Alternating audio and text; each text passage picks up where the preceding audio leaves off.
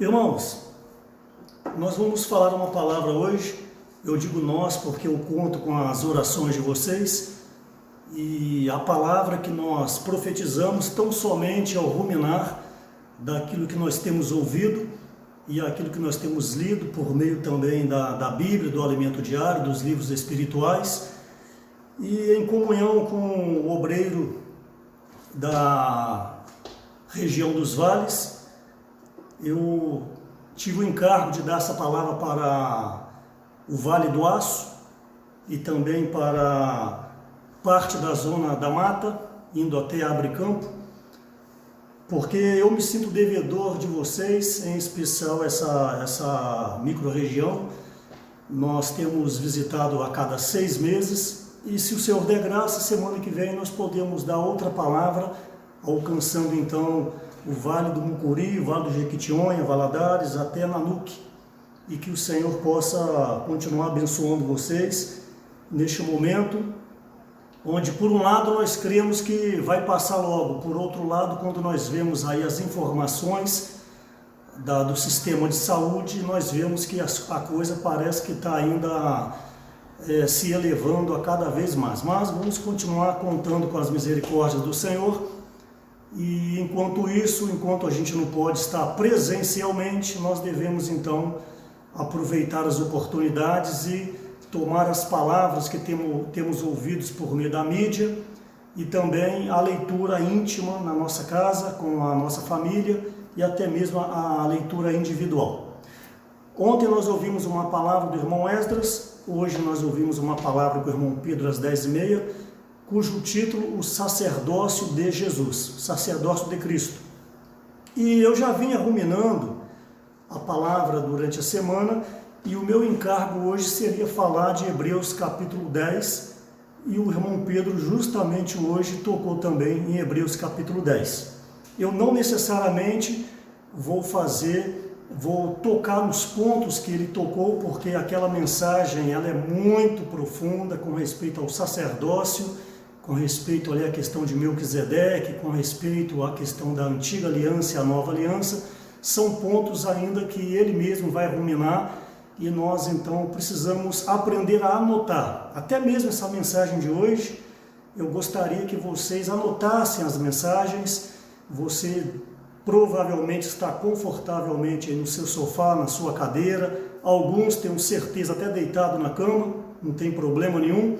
Mas pega uma caneta para você anotar e depois revisar os pontos, porque o encargo aqui é fazer com que essa palavra profética ela possa alcançar a nossa necessidade pessoal e também necessidade da igreja.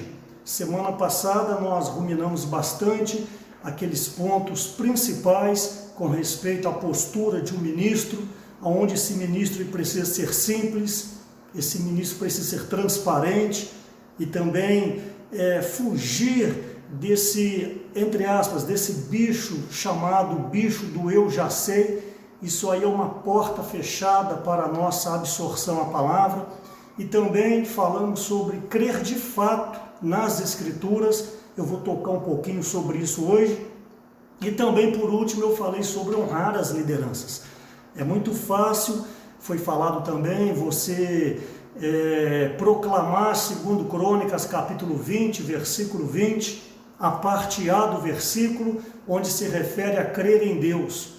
Mas a parte B do versículo, onde se refere a crer nos profetas, nós temos que ser sinceros, nós ainda temos dificuldades. Nós, querendo ou não, isso é o ser humano, nós ainda julgamos as pessoas pelo modo que ela fala, a maneira que ela é, a roupa que ela veste, o corte de cabelo dela. Isso não deveria ser assim, porque o ministro de Deus, quando é levantado, nós tão somente precisamos valorizar as palavras que saem da sua boca. Obviamente, o ministro que mantém comunhão íntima com o Senhor, ele precisa ter um testemunho a zelar. Não é apenas falar uma palavra momentânea e depois o seu viver é um viver que desonra a palavra, desonra a igreja, desonra o próprio nome do Senhor. Isso não é devido, pelo contrário, um ungido de Deus, um servo de Deus, vimos que ele precisa ser escolhido, chamado e ungido, um servo de Deus ungido.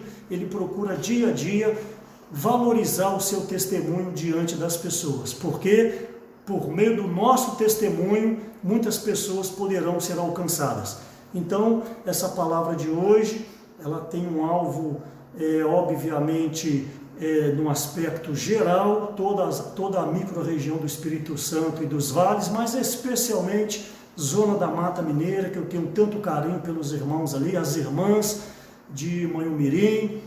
Nós temos ali o Maluf, o esposo da irmã Andréia, também temos muito carinho por ele.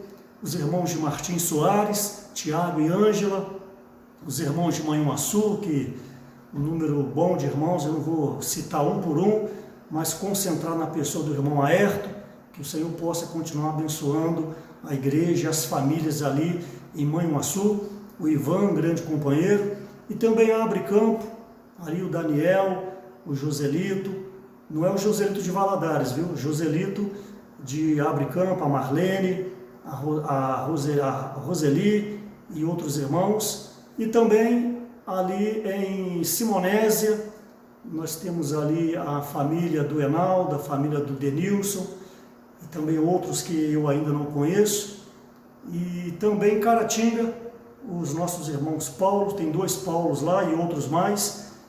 Então, é que essa palavra possa alcançar as vossas famílias, abençoando as vossas famílias, bem como também Timóteo. Temos ali vários e vários irmãos, Davi, Vanderlei, as irmãs, e também o irmão Valdir, que está recuperando a sua saúde. Um abraço para você aí.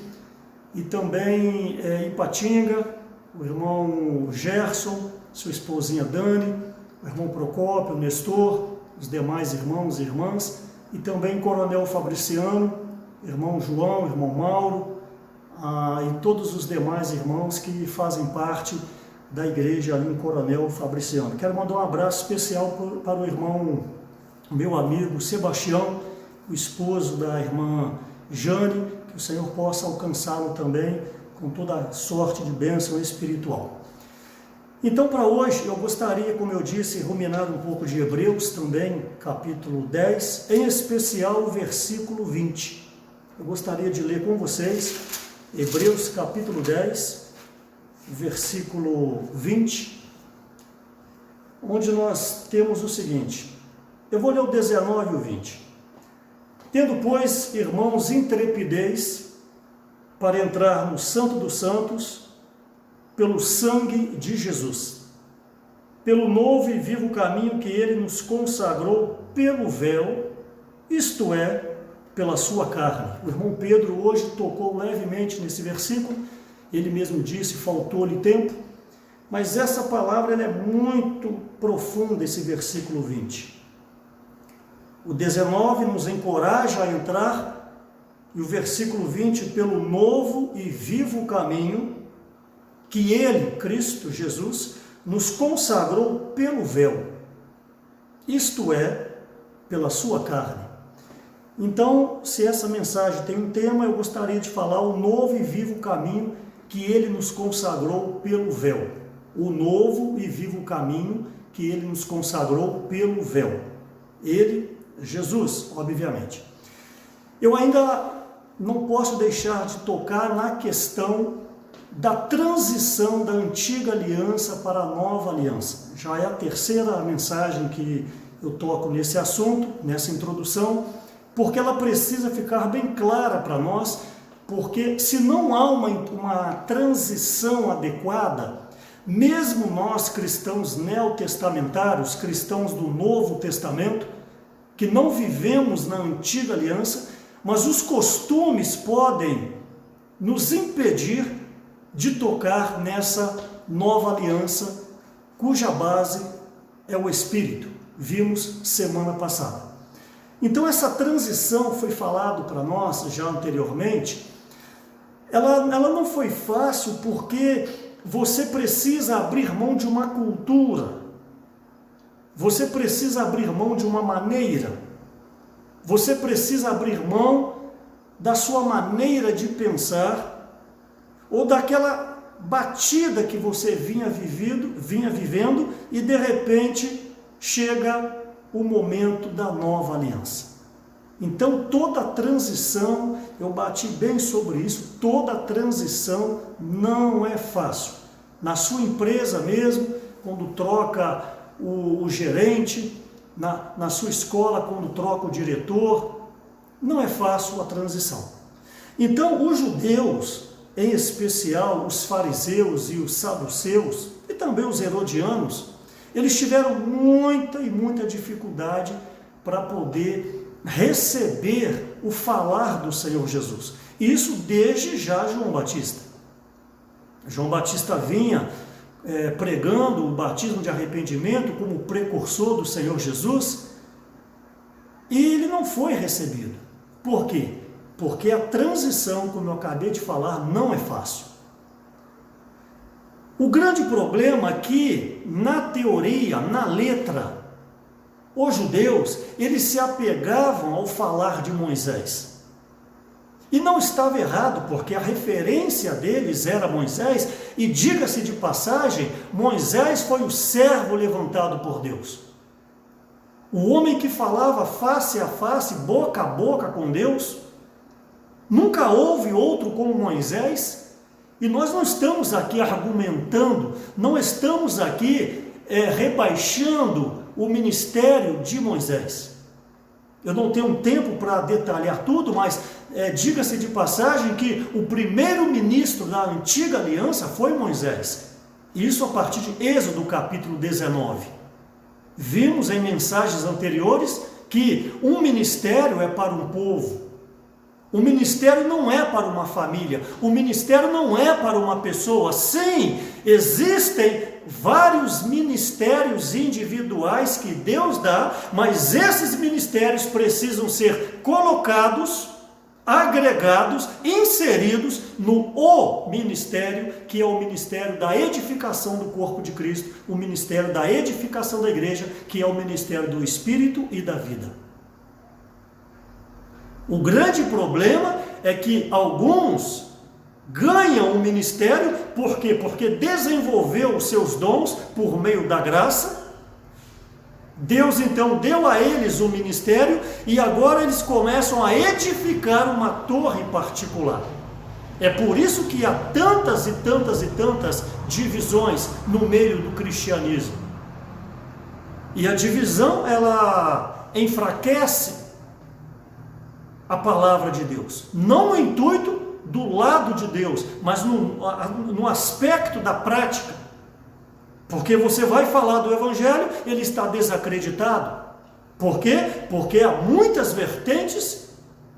Sim, a grande maioria usa um fundamento bíblico para poder justificar o seu ministério, mas todos os ministérios precisam focar para a edificação do corpo de Cristo, que é o desenvolvimento do reino de Deus nessa terra. E quando há o reino, há o rei, e se tem um rei, nós somos apenas escravos e servos, membros uns dos outros. Não há hierarquia no nosso meio. Não haver hierarquia não é sinônimo de não haver ordem. Não haver hierarquia não é sinônimo de que qualquer um pode falar o que quiser. Não é assim. Não há hierarquia com respeito a você dominar um rebanho, a você querer a primazia para você, colocando as coisas de Deus em segundo plano. Todo o viver da igreja, ele precisa ser focado para a edificação do corpo de Cristo. Efésios capítulo 4, versículos de 11 a 13, até que todos cheguemos à unidade da fé e à estatura de varão perfeito. Então, a igreja, vamos ver doravante, é o meio para que todos os membros possam crescer e caminhar como um só homem, um homem corporativo. Repito, isso não é sinônimo de que não há liderança, não há governo e não há ordem. Pelo contrário, na igreja há muita ordem. Pelo contrário, na igreja há liderança. Pelo contrário, na igreja há o princípio da autoridade e submissão. mas é totalmente diferente do que nós vemos de uma maneira geral no cristianismo. Então essa transição, desde a época de João Batista, não foi fácil. Por quê? Porque os judeus tinham Moisés como, me permita o termo, como um ídolo. E repito, ele foi um homem levantado por Deus. Ele foi um homem ungido por Deus. Então eu gostaria de ver com vocês aqui alguns versículos que fazem esse paralelo, embora eu já tenha feito em outras mensagens, de Moisés com Cristo. E eu e você, cristãos neotestamentários, precisamos ter clareza com respeito a isso. Então, Moisés, repito, foi o primeiro ministro da antiga aliança, iniciando em Êxodo capítulo 19, porque só existe um ministério quando existe um povo. E Jesus foi o primeiro ministro da nova aliança. Por quê? Porque ali agora tinha um povo, onde doravante por meio dos discípulos e apóstolos, gerou-se a igreja, vamos ver, e esses apóstolos e discípulos conduziram o desenvolvimento dessa igreja como a realidade do reino dos céus. Então, eu gostaria de ler com vocês aqui João capítulo 5, por favor. Gostaria que você abrisse a sua Bíblia e anotasse também, para que depois você possa estar constituído dessa palavra, para poder passar para as pessoas do seu convívio. Então, João capítulo 5, versículo 46 a princípio. 45. João 5, 45. Não penseis que eu vos acusarei perante o Pai. Jesus falando. Quem vos acusa é Moisés. Então o Senhor aqui, por isso que ele era Deus, um homem perfeito, muito sábio. Se eles faziam questão de não ouvir Jesus em detrimento da pessoa de Moisés, o Senhor então joga agora a responsabilidade para eles, para que eles possam checar o viver deles com o que Moisés dizia. Então, se vocês querem seguir Moisés, vocês estão certos, então sigam Moisés. Quem vos acusa naquele dia não sou eu, mas sim Moisés, em quem tendes firmado a vossa confiança. Repito, o Senhor aqui está jogando então o ônus da responsabilidade sobre eles para com a lei de Moisés. 46. Porque se de fato cresceis em Moisés, quando eu leio esses versículos na minha leitura íntima e pessoal, irmãos, eu paro aqui, eu adentro a essas palavras. Não dá para você ler um versículo desse aqui com correria. Porque se de fato cresces em Moisés, lembra que Moisés era a base da antiga aliança, onde eles queriam, de certa maneira, na letra, e não recebiam Jesus. Então, se de fato vocês cresces em Moisés, também creríeis em mim, porquanto ele escreveu a meu respeito. Ele escreveu a respeito de Jesus. Então, Jesus é muito claro, olha, se vocês creem em Moisés, então leiam lá, porque ele falou de mim. 47. Se, porém, não credes nos seus escritos, como crereis nas minhas palavras? Ora, se vocês dizem que creem em Moisés, mas vocês não creem no que está escrito no Pentateuco, como então vocês vão crer nas minhas palavras? Então o Senhor está saindo de cena, o Senhor está dando oportunidade para eles, para serem salvos, está saindo de cena, porque não tem condição. Igual quando você vai fazer um estudo bíblico, um exemplo, a pessoa fala, eu não creio nas escrituras. Ora, então não tem como fazer estudo bíblico, porque você vai falar, vai focar nas escrituras. A base para fazer um estudo bíblico, a pessoa pode ser até uma incrédula, não ser regenerada, não ser batizada, mas ela precisa crer na palavra de Deus. Esse é o princípio para nós falarmos do Senhor. Então está claro aqui que Moisés falava do Senhor. Eu citei semana passada o livro de Deuteronômio, capítulo 18, versículo 15. Eu gostaria que você anotasse aí. Lá em Deuteronômio 18, 15, Moisés havia falado do Senhor. Isso está repetido em Atos, capítulo 3, versículo 22. Também eu gostaria que você anotasse. E também Atos, capítulo 7, versículo 37. Ali está claro que Moisés havia falado do Senhor. Agora vejam a diferença de quem de fato crê nas Escrituras. Por isso que esse foi um tópico da semana passada. Não adianta você falar, mas não crer. Meu amado irmão, minha amada irmã, não adianta anos vivendo a vida da igreja, mas você não consegue engolir a liderança da sua cidade. Com todo respeito, eu não quero te ofender. É uma hipocrisia. É uma hipocrisia você falar que crê no Senhor, que crê nas palavras, mas não consegue estar colimados à liderança da sua cidade. Você não consegue ser amigo do irmão responsável, do presbítero, se preferir. Rixas entre irmãs na igreja, isso é uma vergonha. Isso é uma vergonha, irmãos, que envergonha os céus. Paulo fala para nós: o só haver pequena demanda entre vós é perfeita derrota. É uma grande vergonha um membro da igreja ter um problema com a liderança. A liderança é a boca de Deus, a liderança é o enviado de Deus. Sim, se a liderança estiver errada, não é problema seu. Eu li semana passada sobre o que o nosso amado e saudoso irmão Samuel Mack, já dormiu no Senhor, ele fez ali, os irmãos compilaram um pouco da experiência dele no alimento diário.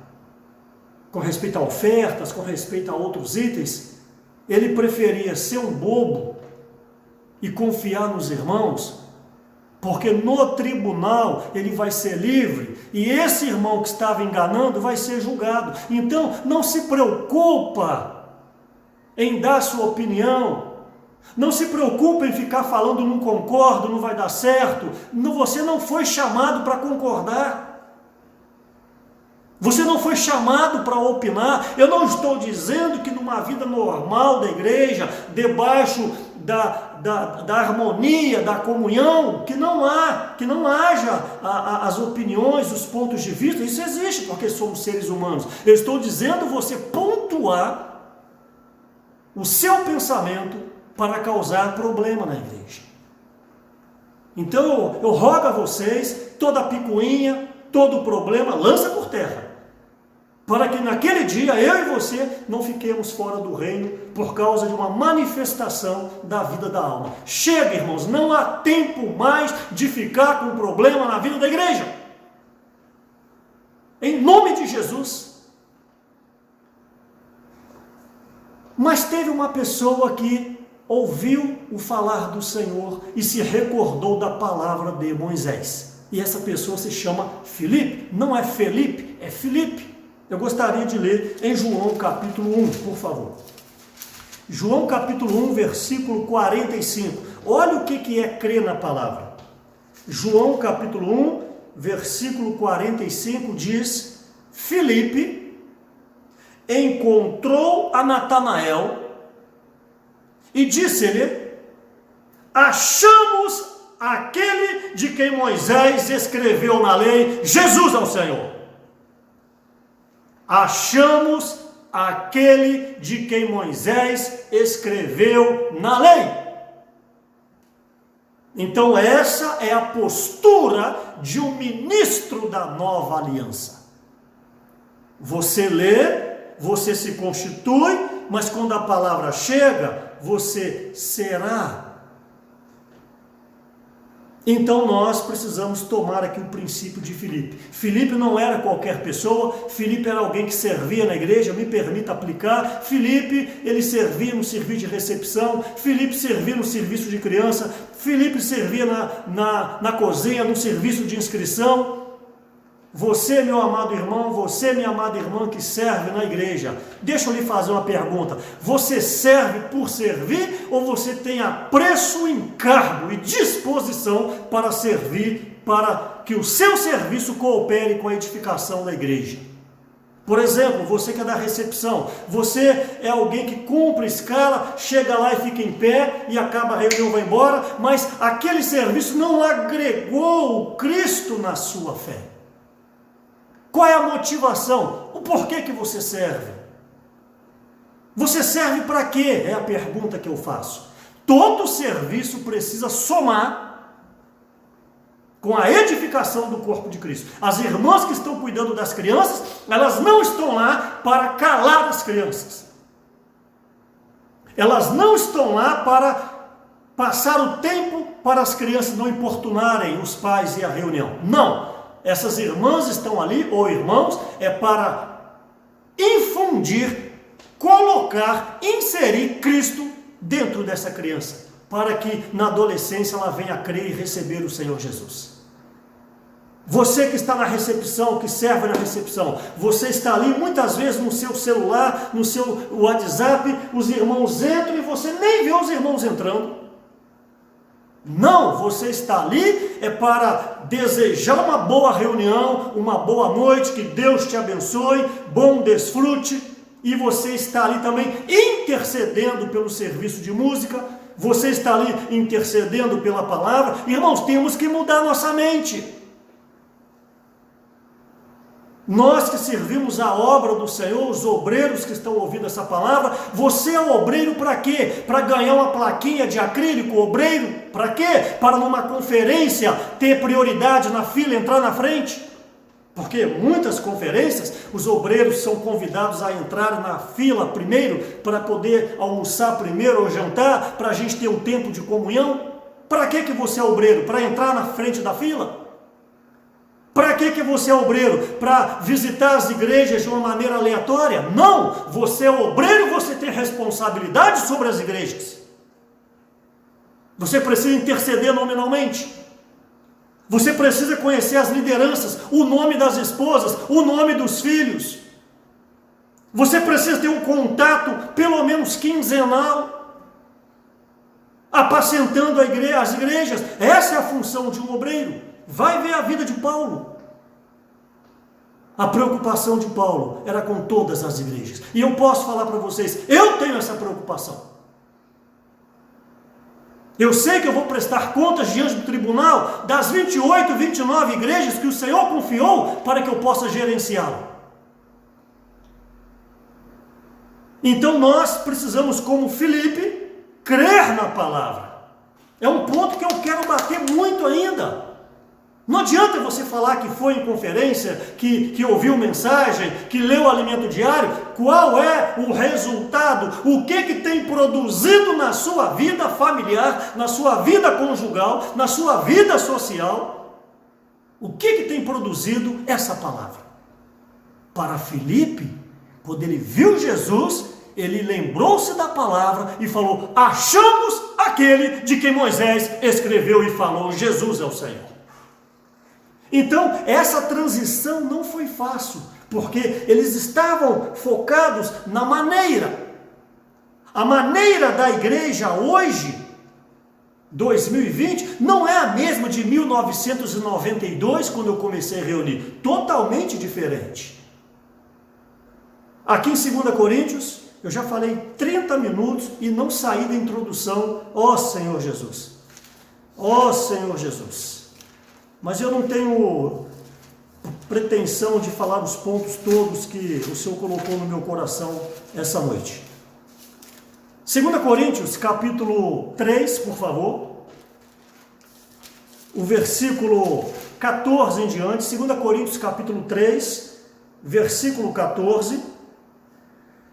Mas os sentidos deles se embotaram, pois até hoje, até o dia de hoje, quando fazem a leitura da antiga aliança, aqui está claro o que eu estou falando. Antiga aliança, nova aliança. A antiga aliança foi até o período de Malaquias, o último livro do Antigo Testamento. 400 anos depois, o período intertestamentário, o Senhor então aparece por meio do anjo Gabriel, já falei sobre isso, para Zacarias, que seria pai de João Batista e Isabel, sua mãe.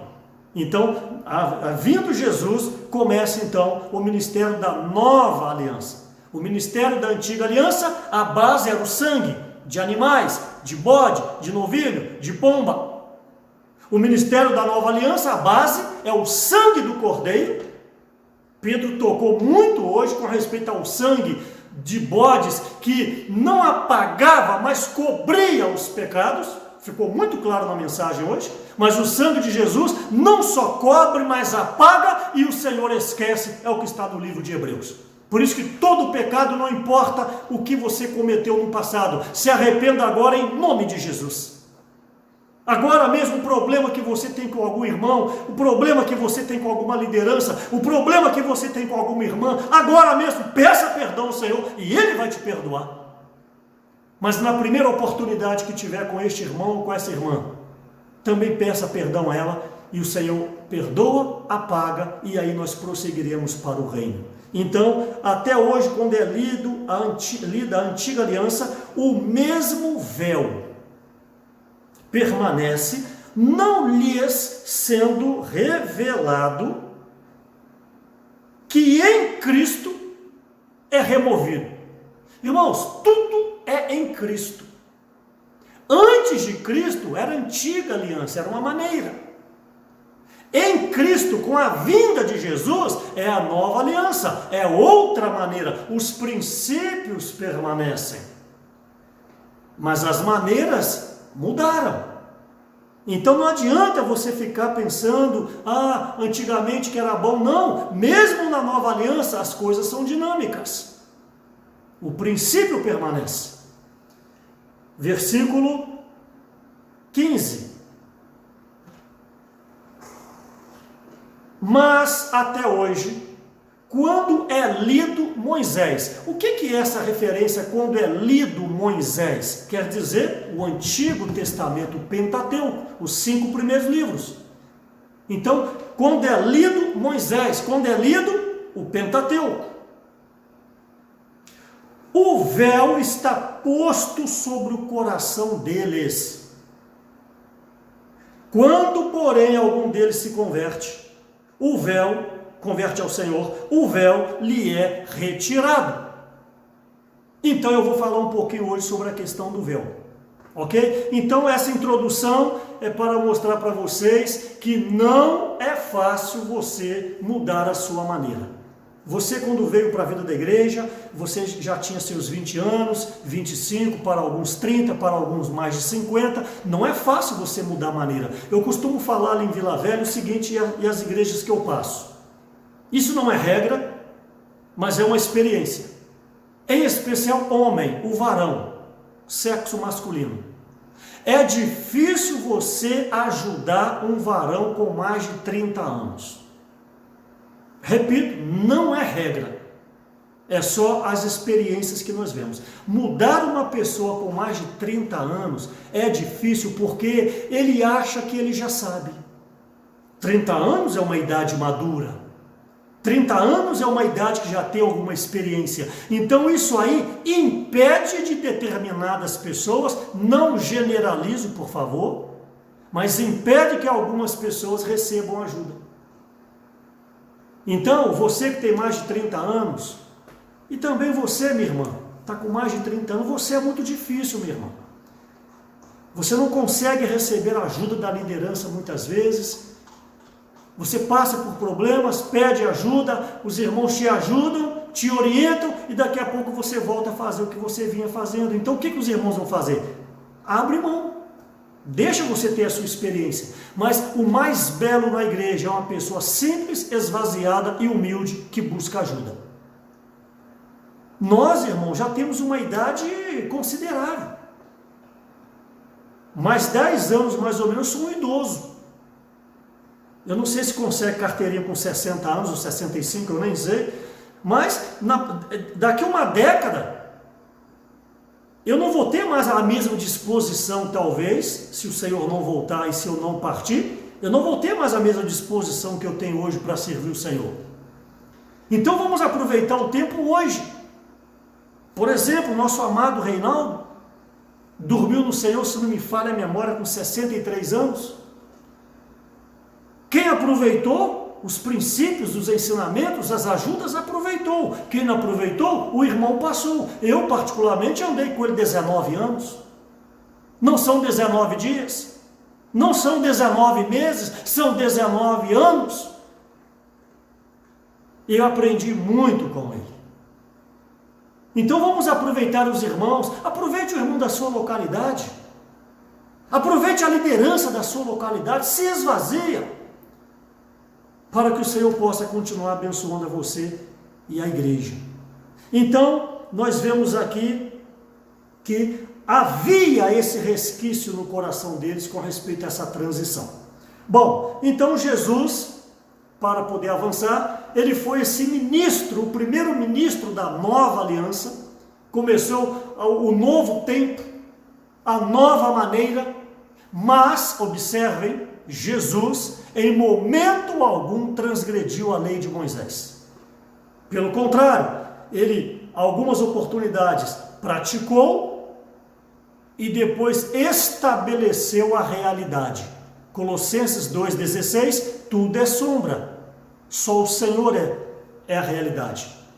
Só o Senhor é real. Por exemplo, com respeito à Páscoa, o Senhor come a Páscoa, ali em Mateus, nos evangelhos. Após comer a Páscoa, ele tira a Páscoa, me permito usar esse termo, tira a mesa e manda vir um pão e um cálice. E ali então ele estabelece a mesa do Senhor. Então o que é a Páscoa? É a sombra da mesa do Senhor. Então hoje não se celebra mais Páscoa, porque é passado. Mas se você não tem uma visão clara, você vai querer, porque está escrito na lei de Moisés, você vai querer celebrar a Páscoa. Aí tem que ter o bacalhau, aí tem que ter um coelho, e o coelho tem que colocar um ovo, e o ovo tem que ser de chocolate. O que é isso? Tradição. Você não entendeu que a sombra passou porque a realidade chegou. Então esse ministro da nova aliança, o Senhor Jesus. Lucas capítulo 3, Jesus ao Senhor, Lucas 3, ó Senhor Jesus, tem tanta coisa para falar, meus irmãos. Lucas capítulo 3, versículo 23, ora, tinha Jesus cerca de 30 anos ao começar o seu ministério. Então estou mostrando aqui o seu ministério. O primeiro ministro da nova aliança foi o Senhor Jesus. Começou com 30 anos, não vou entrar em detalhes, porque a lei dizia também que tinha que ter 30 anos para dar início ao ministério. Até nisso o Senhor cumpriu a lei de Moisés. Isso está no livro de Números e também em outros livros. Então, com respeito a esse ministério de Jesus, semana passada eu falei, repeti já 5 itens da postura de um ministro da nova aliança, e hoje eu quero tocar em 6 pontos com respeito à base, ao fundamento, ao viver do Senhor Jesus como ministro. Por que ele levou a cabo a economia de Deus? Por que ele foi aprovado por Deus? Primeiro item, não em ordem de importância, e também não são só esses 6 itens. Eu só relacionei 6 itens até por causa da questão do tempo. O primeiro item, um ministro, que no caso foi a pessoa de Jesus, precisa aceitar, está disposto a ser aperfeiçoado. Hebreus capítulo 5, por favor, versículo 8, diz, Hebreus capítulo 5, versículo 8,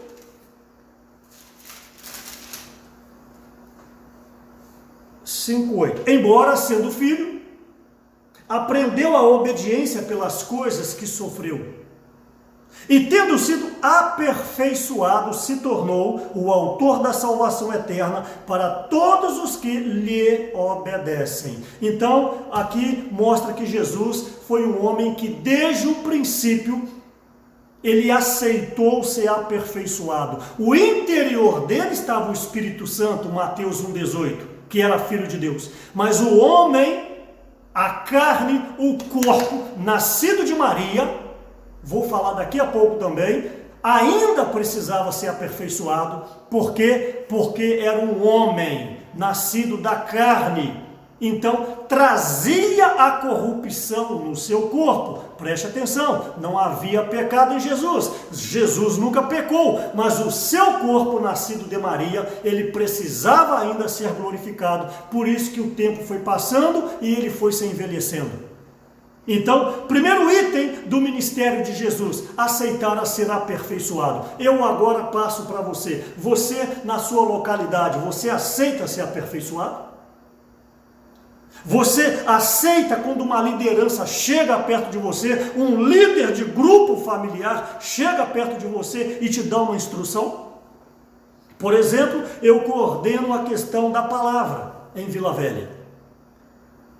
Os irmãos que vão profetizar, eu que escalo e passo o encargo para eles. Será que se eu chegar perto de você e falar, meu irmão, você tem que diminuir o tempo da sua palavra? Determinada igreja com 15, 20, 30 irmãos, 40 irmãos, não precisa dar uma palavra mais de 30 minutos. Uma igreja maior em número, 50, 60, 70, 80, 45 minutos é o suficiente. Preste atenção, é diferente uma palavra de conferência. É diferente uma palavra como essa, que é uma palavra de direção, uma palavra de orientação. Então demanda-se cerca de 1h, 1h10, 1h20, às vezes até 1h30. Mas eu estou falando a vida normal da igreja na sua localidade. Oriento a vocês, igrejas menores, 30 minutos. Igrejas maiores, 45 minutos. Agora, será que você aceita essa orientação? Será que você aceita esse aperfeiçoamento? Ou você retruca? Ou você fecha o coração? Ou você fala, não é assim não? Olha o princípio de Jesus. Embora sendo filho, embora sendo o próprio Deus, pela obediência, aceitava ser aperfeiçoado. Cheque a sua vida em nome de Jesus e veja se você aceita a ajuda dos irmãos. O segundo item do nosso Senhor, ele era alguém que tinha constante comunhão com o Pai. Você pode lembrar-se de Lucas 6,12, onde Jesus passou a noite inteira orando a Deus, e também Mateus capítulo 26, versículo 39, quando ele adiantou-se um pouco, foi a orar e depois ele clamou, Senhor, se possível, passe de mim esse cálice.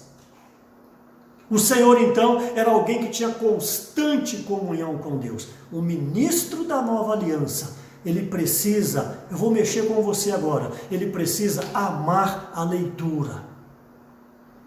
Ontem veio uma pessoa aqui para poder fazer alguma coisa para mim, aí viu esses livros.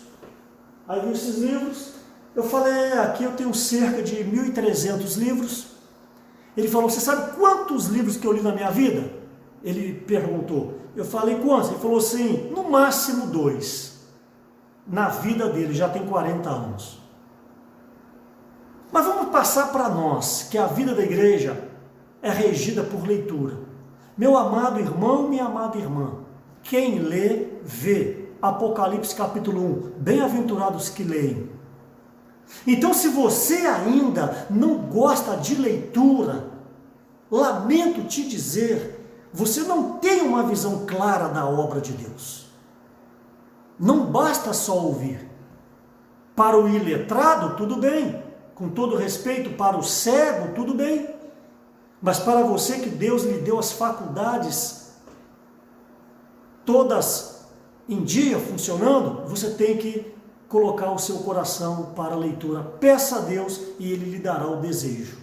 Então, ter comunhão com Deus é entender o plano de Deus. E para isso você precisa ler a palavra, os livros espirituais e também as reuniões normais. Inclusive o Pedro falou hoje que nós temos que honrar as reuniões. Hebreus 10, 24 e 25, não deixai-vos de congregar. O Pedro deu uma luz sobre isso, eu não vou tocar agora. O terceiro item de Jesus, como um ministro que agradou a Deus e foi aprovado por Deus, é estar disposto a servir.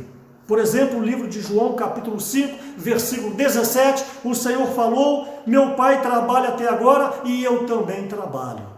Ou seja, Jesus como ministro, como um escravo, como um servo, não tinha onde reclinar a sua cabeça, onde as raposas tinham seus covis, mas ele, o Filho do Homem, não tinha onde reclinar a sua cabeça. Por quê? Porque era um homem pronto para servir. E quantas vezes que eu ouço, e eu fico triste, determinados irmãos, determinadas irmãs, que chegam na reunião e dá baixa na carteira. Fala: irmão, não quero servir com as crianças, mas não, para de servir. O da recepção passa a mensagem para o coordenador: me tira da escala. Até mesmo você que libera a mensagem, eu gostaria de encorajar você. Não libere uma mensagem, com todo respeito, como um profeta de Mica. Quem conhece o Antigo Testamento sabe o que eu estou falando. Mas tenha ardor no coração de cooperar, entra na palavra, participe dos grupos de labores da sua cidade, coloca a sua porção, manifesta o que Deus tem passado para você, aí você vai ser usado. Você deve ser usado quem já vem servindo. Não é ser usado para você começar a servir. A vida da igreja é orgânica. A vida da igreja não tem política. A vida da igreja é uma vida sem hipocrisia, é uma vida verdadeira. Estamos na época de quarentena. Será que você tem desfrutado mais, igual ou menos? Eu tenho para mim que talvez alguns, não sei, não posso julgar, tem desfrutado menos, porque tem mais tempo para televisão, tem mais tempo para fazer aquilo outro, e a palavra vai ficando para trás. Então, reserve um tempo santo, sagrado, e entre na palavra, entre na oração, peça para Deus falar para você. Eu estou falando para você que é um profeta que profetiza na sua igreja. Um profeta tem que estar com um bom depósito cheio. Um profeta tem que manejar a palavra. Um profeta tem que estar constituído do encargo. Um profeta tem que ruminar o que está sendo falado para nós. Não é um profeta técnico. Palavra alinhada. Não deixou nenhum ponto do alimento diário para trás, mas é uma palavra técnica. Nós não estamos encorajando a profetas maravilhosos para serem aplaudidos. Nós estamos aqui pedindo profetas que entram no encargo, aplica essa palavra e apresenta aos irmãos da sua localidade como uma comida bem cozida, e você pode então saciar os irmãos. Mas para isso, tem que ser alguém que tenha constante comunhão com Deus e disposto a servir. Jesus sempre estava disposto a servir. Gostaria que você revisse então o seu desempenho na igreja, na sua localidade. Os irmãos do Vale do Aço, os irmãos da zona da Mata Mineira, parte dela, veja a sua disposição para servir na sua localidade como está. E também essa palavra alcança todos aqueles que estão ouvindo. O outro item, Jesus negava-se a si mesmo. Por exemplo, João capítulo 5, versículo 30, eu não vim fazer a minha própria vontade, mas a daquele que me enviou. Então Jesus tinha um constante negar-se a si mesmo, uma constante tomar a cruz como seu viver. Outro item, Jesus não buscava a sua glória. João capítulo 8, esse versículo eu gostaria de ler, João capítulo 8, versículo 50, preste atenção no que Jesus disse, 8,50, eu não procuro a minha própria glória, eu não procuro a minha própria glória, capítulo 7, 18, 7, 18, quem fala por si mesmo está procurando a sua própria glória. Então, um ministro, ele não pode querer reinventar a roda. Deixa eu falar uma palavra que ninguém falou. Deixa eu falar uma palavra inédita. Nós estamos aqui não é para roubar a glória de ninguém, nós estamos aqui para solidificar as palavras que têm sido faladas para nós. Não tenho tempo de abrir mais sobre isso, porque eu tenho ainda muitas coisas para falar. Então, o ministro não busca a sua própria glória. Eu gostaria que vocês considerassem isso na sua localidade. Você que é coordenador de serviço, você que é um líder da igreja, você que é um obreiro, você que é uma coordenadora, muito cuidado para não atrair glória para si. Estamos vendo agora no meio político os últimos acontecimentos, não detalho nomes e nem nada, mas tem muita gente querendo glória para si. Mesmo que isso custe puxar o tapete do próximo, que isso não haja na igreja. Fuja da glória, dessa glória terrenal. Satanás quis dar a glória para Jesus, levando a um pináculo. Fuja dessa glória terrenal. E o último item, Jesus não falava as suas próprias palavras. Está no livro de João capítulo 12, versículo 49. João 12, 49. Porque eu não tenho falado por mim mesmo, mas o Pai que me enviou, esse me tem prescrito o que dizer e o que anunciar. Então, Jesus, ele estava disposto a ser aperfeiçoado, ele tinha constante comunhão com Deus, estava pronto para servir, ele não buscava a sua própria glória e ele não falava as suas palavras próprias. Antes ele falava as palavras que o Senhor lhe dava. Então, disposto a ser aperfeiçoado, constante comunhão com o Senhor, pronto para servir, negava-se a si mesmo, negava-se a si mesmo, não buscava a sua glória e não falava o que ele queria. Esses 6 itens eu gostaria que vocês ruminassem bastante e aplicassem na sua experiência. Quer que eu repita? Vou repetir. Então vamos lá. Disposto a ser aperfeiçoado, constante comunhão com o Senhor, está pronto para servir, negava-se a si mesmo, Jesus, não buscava a sua glória e não falava as suas próprias palavras. Se nós, como ministros de uma nova aliança, observarmos esses 6 itens, o viver da igreja vai mudar e nós cresceremos em vida e em número. Ok? O que produziu esse ministério de Jesus? Eu estou com 53 minutos de palavra. Vou tentar falar até 1h10.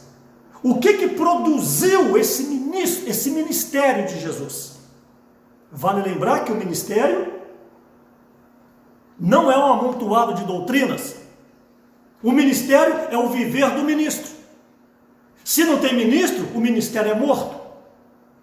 Então o ministério depende do ministro. E quem são esses ministros? Nós somos esses ministros da nova aliança. Mas não quer dizer porque você é um ministro que você vai ser aprovado. Deus lhe deu a incumbência, Deus lhe deu a maneira, Deus lhe deu a vida. Agora cabe a cada ministro, irmão e irmã, desenvolver o seu ministério, mas vinculado ao ministério da edificação da igreja. Você precisa de muito tato para entender essa palavra. Não é sair por aí agora fazendo. Não, existe uma coordenação na igreja. Não, existe uma liderança da igreja que você tem que se submeter. Existe uma liderança de obra, que são os obreiros. Existe a liderança nacional, que são os cooperadores. Então que você desenvolva-se, que você trabalhe debaixo dessa orientação. Ok? O que o ministério de Jesus então produziu? O ministério de Jesus, ele produziu a igreja. A meta para essa era é a igreja. Mas a meta final de Deus não é a igreja. A igreja é o meio para nos conduzir ao reino, que vai nos conduzir à Nova Jerusalém. Mas para essa era, a meta é a edificação da igreja. Então o ministério de Jesus, ele produziu a igreja.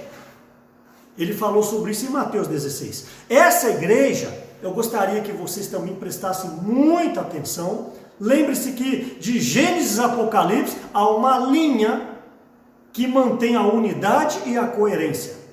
Na presciência de Deus, ao criar o homem, Deus já sabia que este homem iria cair. Na presciência de Deus. Muitos perguntam, por que Deus então não impediu? Não, porque Deus criou o homem com livre-arbítrio. Por exemplo, por que você não reúne normalmente, mesmo fora de época de pandemia? Vai numa reunião, falta 3. Vai sábado, não vai domingo. O irmão aparece, você não tem certeza se ele vem amanhã. É um irmão, é uma irmã oscilante. E olha que eu conheço a maioria de vocês. Você, meu irmão, você, minha irmã, precisa ouvir o que está sendo falado pelos apóstolos. Não deixeis de congregar. Aí você vem com um monte de justificativa. Eu não fui por causa disso. Eu não fui por causa daquilo. E tem aqueles ainda falsos espirituais que falam, não precisa congregar sempre não. Qual capítulo e qual versículo, eu te pergunto. Se a palavra mostra para nós, o apóstolo está falando para nós, eu estou falando para vocês, e você ainda retruca? O que é isso? Coração fechado. Você vai continuar como você é, só que os seus anos estão acabando. Você tinha 20 anos, hoje você está com 55 anos. Você quer ainda chocar para ver o que vai dar lá na frente? Eu não correria esse risco. Eu preferiria crer nas Escrituras. Faça como Filipe. Não faça como os fariseus. Temos que reunir sempre. A reunião é a nossa vida. A reunião é a nossa necessidade. Fomos salvos para congregar. É por meio do congregar que negamos a vida da alma. É por meio do congregar que temos relacionamento. Mas você não gosta de relacionamento. Talvez você chegue atrasado na reunião e sai cedo. Para quê? Para não ter relacionamento. Essa vida da igreja é medíocre. Sim, eu não estou te julgando que eu não sou juiz, mas eu afirmo a você, é uma vida da igreja medíocre. Você, jovem, participa das reuniões de jovens? Você, adolescente, pré-adolescente, jovens, as reuniões que a igreja promove pelo aplicativo, você nunca aparece. Todo evento nunca aparece. Cadê o jovem? Está estudando. Papai e mamãe, abre os seus olhos. Se prefere ter um grande profissional, mas alguém frio na fé. Eu nunca ouvi falar de alguém que foi numa reunião, que ficou reprovado porque perdeu aquelas horas de estudo. Pelo contrário, o que eu ouço é tudo o contrário. Quando se dedica às coisas do Senhor, busca as coisas do Senhor, se preocupa com as coisas do Pai, Ele se preocupa com as nossas coisas. Isso é um ato de fé. Papai e mamãe, envolvam seus filhos na vida da igreja. Então produziu a igreja. Essa igreja, então, como eu estava dizendo, ela, na presciência de Deus, ela foi planejada em Gênesis 1:26. Quando Deus criou o homem, juntou a Trindade, Pai, Filho e Espírito Santo, Gênesis 1:26, para criar o homem. Ali Deus planejou o elemento básico da igreja, que é o homem. O constituinte da igreja de Efésios 2 estava em Gênesis 1:26, que era o homem. Então a igreja foi planejada em Gênesis 1:26. Quando Deus criou o homem, Ele já visualizava que este homem viria a crer em Jesus e formaria a igreja, a casa de Deus, como 1 Timóteo 3,15, Hebreus 3,6, Atos 17:24, Atos 7:48. Essa igreja foi planejada em Gênesis 1:26. Essa igreja foi anunciada em Mateus 16 em diante. E sobre essa pedra, essa rocha, edificarei a minha igreja. É a primeira vez que aparece a palavra igreja na Bíblia. Então a igreja foi anunciada em Mateus 16, a partir do versículo 16. Essa igreja, ela foi gerada em João 19:34, quando perfuraram o lado de Jesus, saiu sangue e água. Sangue é para a vida. Sangue é para a redenção e a água é para a vida. João 19:34. O soldado perfurou o lado de Jesus com a lança, saiu sangue e água. Sangue para a redenção, água para a vida. Essa igreja, ela foi praticada em Atos capítulo 2, na descida do Espírito Santo, a primeira igreja gerada, igreja em Jerusalém. E essa igreja será consumada em Mateus capítulo 24. Ali mostra para nós o versículo 29 ao 31, a descida do Senhor Jesus. Ali ele está então, ele então consumará a sua igreja na totalidade. Não tem como entrar em pormenores agora. Então a igreja foi planejada em Gênesis 1:26, ela foi anunciada em Mateus 16 em diante, ela foi gerada em João 19:34, ela foi praticada em Atos capítulo 2, descida do Espírito Santo, Pentecoste, e ela será consumada em Mateus 24, de 29 a 31. E em Apocalipse 21, você vê a totalidade da Nova Jerusalém, a consumação final do plano eterno de Deus, onde nós habitaremos para sempre com Ele, nós que somos regenerados e fomos batizados. Ó Senhor Jesus! Então, o ministério de Jesus, ele produziu a igreja. E o ministério de Jesus, ele estabeleceu o reino nessa terra. Por isso que no início do seu ministério, em Mateus capítulo 4, versículo 17, arrependemos porque está próximo o reino dos céus. A primeira pregação de Jesus, ele anunciou que o reino viria. Mas esse reino, nós precisamos ter uma visão clara, que ele tem a realidade como a igreja em Mateus 16. Porque ali fala da igreja, depois já coloca o sinônimo da igreja como o reino, dar-te as chaves do reino. Então a igreja na sua realidade, o reino na sua realidade é a igreja, Mateus 16. Mas também tem o aspecto da aparência, a cristandade, Mateus 13. E tem a manifestação, que é o que eu falei agora, Mateus capítulo 24. Então a igreja tem a sua realidade, Mateus 16, tem a sua aparência, Mateus 13, e tem a sua consumação em Mateus capítulo 24. Tudo isso foi possível por meio do véu. E aí então eu entro no encargo de Hebreus capítulo 10, versículo 20.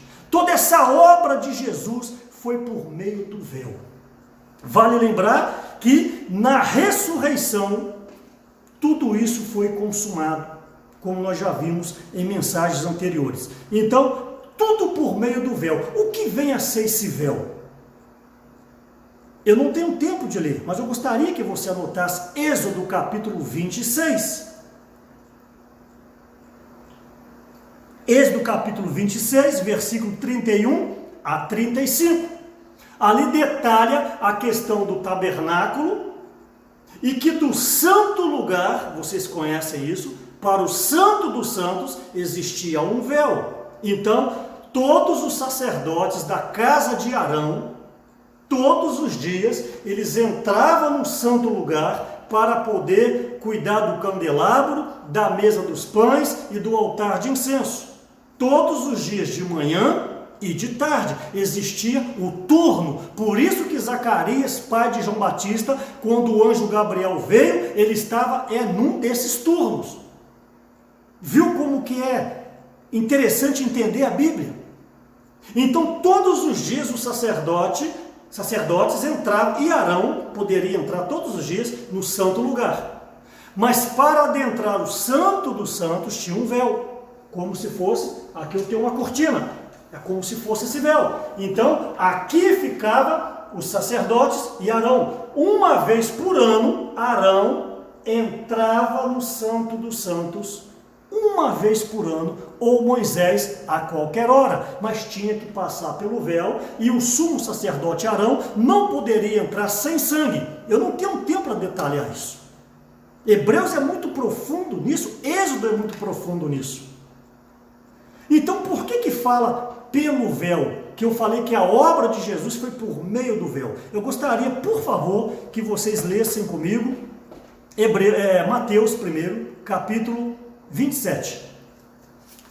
Vamos acelerar um pouquinho. Mateus capítulo 27. Essa é uma mensagem que 2 horas era pouco.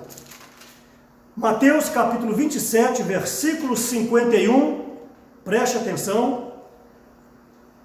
50 em diante. Mateus 27. E Jesus, clamando outra vez, Jesus pregado, crucificado, clamando outra vez, com grande voz, entregou o Espírito. 51. Bem firme. E eis que o véu do santuário rasgou em 2 partes, de alto a baixo, tremeu a terra, fenderam-se as rochas. Então, esse véu, ele era colocado em 3 colunas. 3 colunas. Que era o Pai, o Filho e o Espírito. Ele tinha ali 3 aberturas, me permito dizer. Quando esse véu rasgou, a palavra diz que ele rasgou de cima a baixo. O normal, quando você vai rasgar um tecido, nessa posição, é você pegar de baixo a cima. Mas o véu foi rasgado de cima a baixo, representando que partiu de Deus. Foi Deus que rasgou esse véu de cima a baixo. Então, agora lendo Hebreus, fazendo conexão com Mateus, Hebreus 6, 19, por favor. Hebreus capítulo 6, 19. Diz o seguinte: a qual temos por âncora da alma, segura e firme, que penetra além do véu. Que penetra além do véu, ok? Versículo 20. Onde Jesus, como precursor, entrou por nós, tendo se tornado sumo sacerdote para sempre, segundo a ordem de Melquisedeque. Então aqui diz, Jesus como precursor. João Batista foi o precursor para introduzir Jesus. Agora Jesus, além do véu, que representa os céus, ele foi o precursor por nós. Então por isso que Hebreus 10 fala que ele abriu um novo e vivo caminho, isto é, pelo véu que é a sua carne. Capítulo 10. Estou adiantando a leitura. Hebreus 10, 19. Tendo, pois, irmãos, intrepidez, Pedro leu hoje, para entrar no Santo dos Santos, pelo sangue de Jesus, na cruz, sangue de Jesus, pelo novo e vivo caminho que ele nos consagrou pelo véu, vírgula, isto é, pela sua carne. Então, esse véu representa a carne de Jesus, o corpo de Jesus que foi partido por nós. Quando Jesus foi crucificado, ele abriu um novo e vivo caminho para os céus, que é a morada de Deus. Aleluia! Irmão, isso é maravilhoso, isso me impulsiona, isso me aquece. O véu já foi rasgado. E você em casa dizendo que não precisa reunir. Jesus rasga a sua carne para lhe dar vida, e você em casa, não é bem assim não. Jesus sofreu dores em Isaías 53 para dar vida eterna para você, e você em casa preocupando em formar o seu filho, formar a sua filha, e pouco se lixando se ele está forte no lado espiritual. O que vai permanecer é o Espírito. O canudo vai passar, o dinheiro vai passar, a sua vida vai passar, mas o Espírito amalgamado ao Senhor, este vai permanecer. Por isso vale a pena viver a vida da igreja, pelo novo e vivo caminho.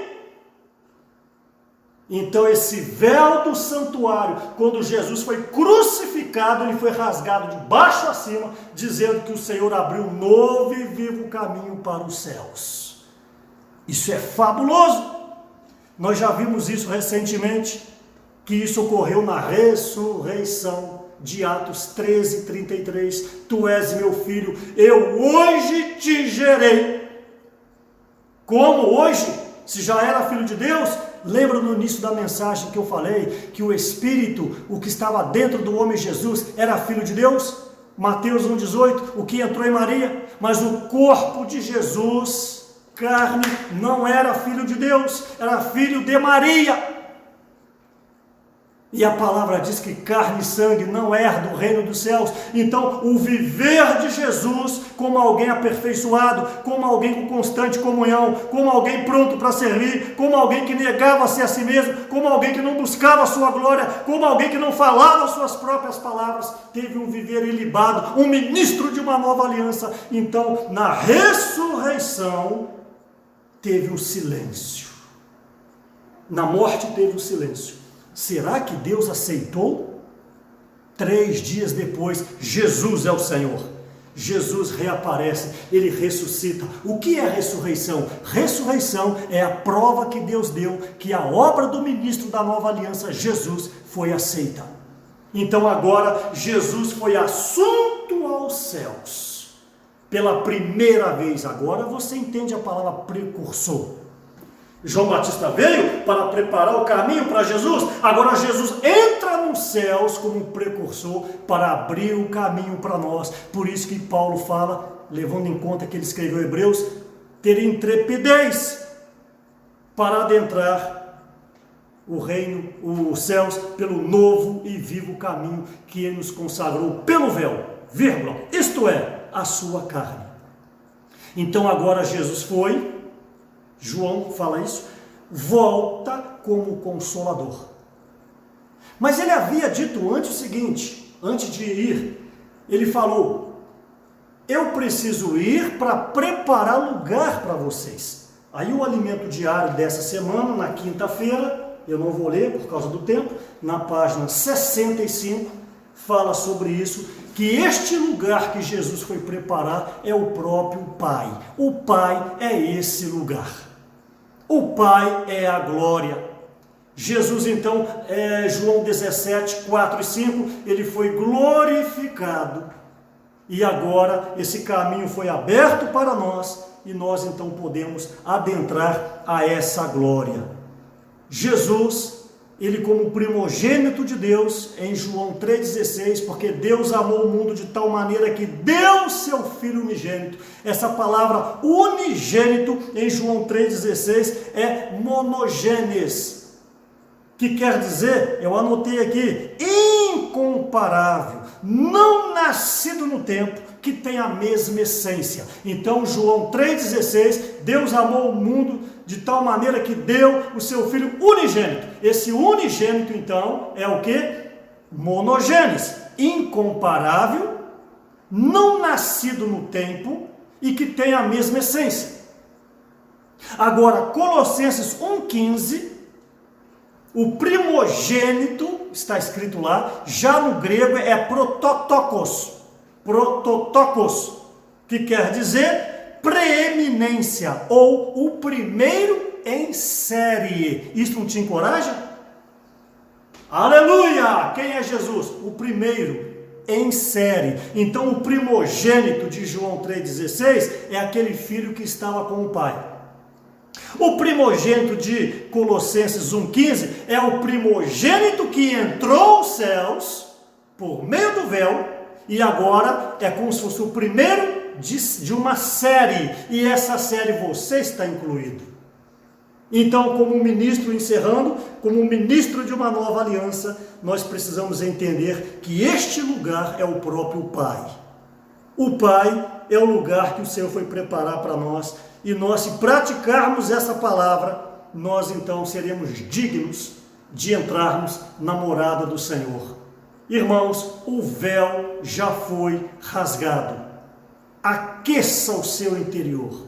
Clame a Deus para você amar a leitura. Clame a Deus para te dar arrependimento dos seus pecados. Clame a Deus para você servir a Deus, para que Ele possa se agradar de você como Ele se agradou do Senhor. Jesus ao Senhor. Um grande abraço para as igrejas do Vale do Aço. Um grande abraço para as igrejas da Zona da Mata. E um grande abraço para todo o Espírito Santo e para toda a micro-região de Minas Gerais. Amo vocês. Vocês não sabem a dificuldade que está sendo para mim, alguém que viajava todas as semanas, e está aqui impedido por causa dessa pandemia. Para mim tem sido muito difícil, porque a minha alegria, creia, por favor, puxa o meu espírito para você crer. A minha alegria é estar com você. A minha alegria é estar com a igreja em Vila Velha, a minha alegria é estar com as igrejas da micro-região, é abraçar vocês, apertar as mãos de vocês. Essa é a incumbência que Deus deu para mim. Lembrando a vocês que esse aplicativo do Twitch, a cada 15 dias, ele apaga as mensagens. Hoje mesmo, apagou a mensagem que eu falei há 15 dias, aqui mesmo neste lugar, e eu tenho visto um grande número de irmãos vendo essas mensagens, mais de 250 irmãos nessa mensagem que foi apagada hoje, e parece que tem uma questão de economia de espaço, não dá para permanecer. Então eu tenho baixado essas mensagens, procurado baixar. Depois, caso alguns de vocês não conseguiram ver, vocês podem escrever no meu WhatsApp e eu encaminho para vocês que essas mensagens eu tenho baixado. Só a primeira que eu perdi, que eu não sabia que o aplicativo ele ia apagar. Que o Senhor abençoe vocês, abençoe as vossas famílias, abençoe a saúde de vocês, abençoe o trabalho de vocês e vamos permanecer nessa caminhada. Jesus é o Senhor.